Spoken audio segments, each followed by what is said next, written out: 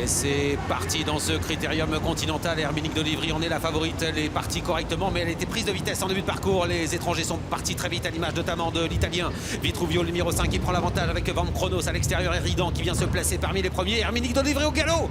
Au galop, Herminique d'Olivry, c'est la catastrophe pour Franck Nibard qui disparaît. L'autre favori français, Earl Simon, avec le numéro 9, a été repris par Franck Ouvry. Les meilleurs 4 européens qui arrivent en bas de la descente, avec Vitruvio qui a l'avantage, avec à sa hauteur côté corde Van Chronos qui est reprise en 3e position, et Rose Duchesne. Et Ridan vient 4e en léger retrait devant Elite Durwell, avec Vivid Wise Ass, Express Jet et à sa hauteur vainqueur RP. Herminique d'Olivry n'a pas été disqualifié. On est parti à toute allure, une 5-1 aux 1500 mètres, faute du numéro 4 Van Chronos qui disparaît, avec seul en tête désormais l'Italien Vitruvio. On est parti à une vitesse folle, avec en 2e position le numéro 1 Rose Duchesne. Le peloton est en train de réagir, avec Björn Goop qui se rapproche avec Vivid Wise Ass.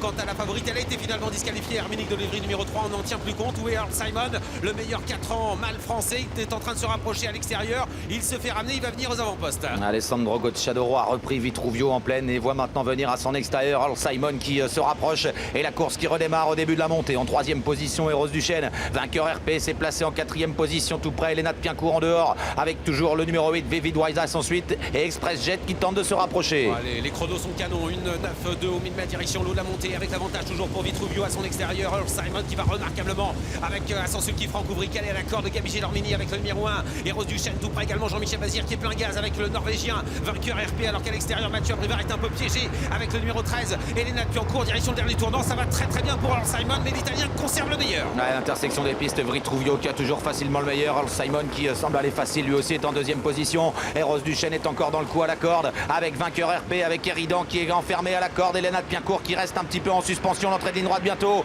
à Vitruvio qui continue d'accélérer, et Alessandro Gocciadoro qui a l'air de contrôler la course. Il contrôle effectivement entrée de ligne droite avec Earl Simon qui tente de se relancer, mais Alessandro Gocciadoro tire sur les rênes de l'Italien Vitruvio. Entrée de ligne droite, Vitruvio en tête avec Jean-Michel Bazir qui se rapproche à l'extérieur avec vainqueur RP, mais devant Vitruvio est en train de se détacher. Vitruvio qui est en tête à 100 mètres du poteau, et Eridan également qui se rapproche. Eridan qui a longtemps attendu, Eridan qui va peut-être remporter ce critérium continental. La Kazakh de Wulf, l'entraînement de Sébastien Garato avec David Thomas. Surprise, Eridan s'impose dans ce critérium. Il est qualifié pour le Prix d'Amérique. Pour la 2e place, c'est très pointu.